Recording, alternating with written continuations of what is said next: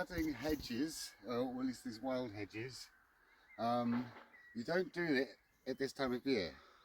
You never cut the hedges in the summer because there might be birds and insects and all flowers and everything. Legally, you can only cut them between October and April, but really it's probably November to February really. But so I'm not going to be cutting the hedges now, but what I'm going to be doing is just trimming them. If you see, just needs a bit of a trim so we basically can walk through here.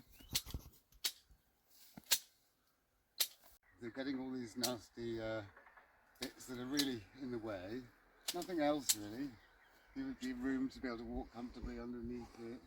So odd little bit needs to come off there, there. And all these, I'll leave that clip when she's flowering. But all these bits here, you know, these bits of dock that are in the way.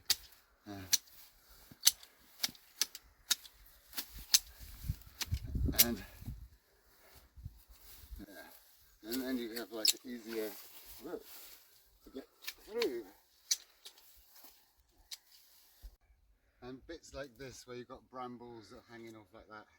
These bits in the late summer and autumn, these bits that will root into the ground and form a whole new bramble clump. So you must keep them in check. Just go right back and cut them off at the base. But you don't really want to cut anything else unless it's right in your way.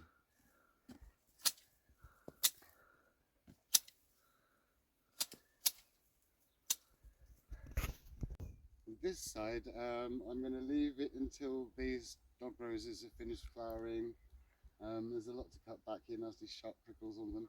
So I'll just tidy this bit up when the campions and the valerian and the dog roses and everything are finished flowering, and then I'll just come and trim this up just like I did with the brambles over there.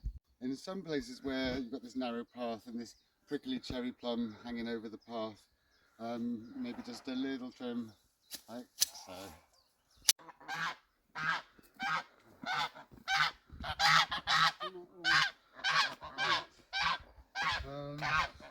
The entrance to the orchard here we can barely get in. Just going to turn these back a little bit, and all these like hanging bits of dog rose and just off here, a couple of dog rose flower buds, just basically so we can get in here. Right, so this prickly pear, or wild pear, is very, very prickly, and it can be quite unpleasant actually. It's more prickly than a hawthorn. And this path is pretty much impassable, just from this year's growth. Here the dog roses have finished flowering, so they can be cut back as well. All this is right in the way of the path. We'll come and collect it later. All these brambles that are growing right over like this. Anything that's in the way where people walk, that's really all you need to do at this time of year.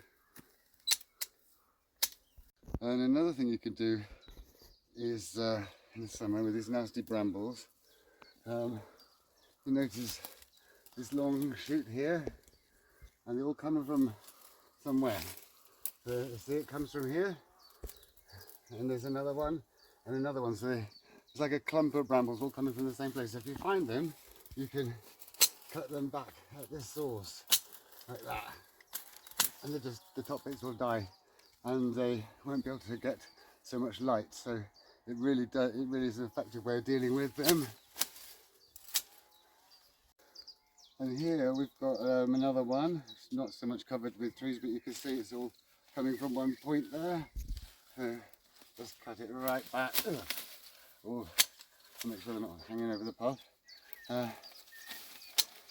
Here you can see the little bethany flowers nearly out, and over here there's some that started to come out. Very nice. And it's almost passable now. Some paths are more overgrown than others, but only a month ago we could comfortably walk down here. This broom's getting a bit leggy. That. And these little oaks that see themselves everywhere, I like to rescue them and plant them somewhere. Dig them up in the autumn or the winter. Oh, it's really bad overgrowing here.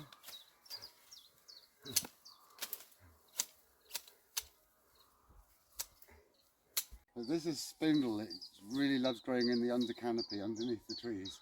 And every year I have to cut it back from the path. And it responds really well to being pruned. You can identify it, but it has these like four-sided green stems on the younger growth.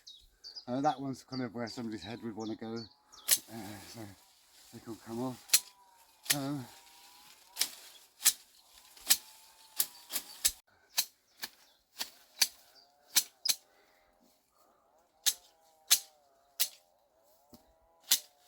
Ooh. About a foot above head height. You could comfortably walk, a tall person could comfortably walk underneath them.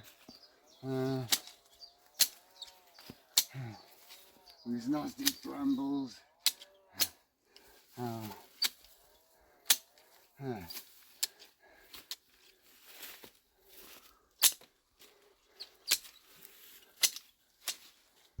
And whenever you're pruning anything like a hedge or a woodland path, always prune it to make it like a solid wall, let it thicken up in that solid wall. So there's a basic bit about woodland and hedge maintenance in the summertime. So I think that should do for today, and I'll do a proper one for properly cutting hedges in the correct time of year, which will probably be about November.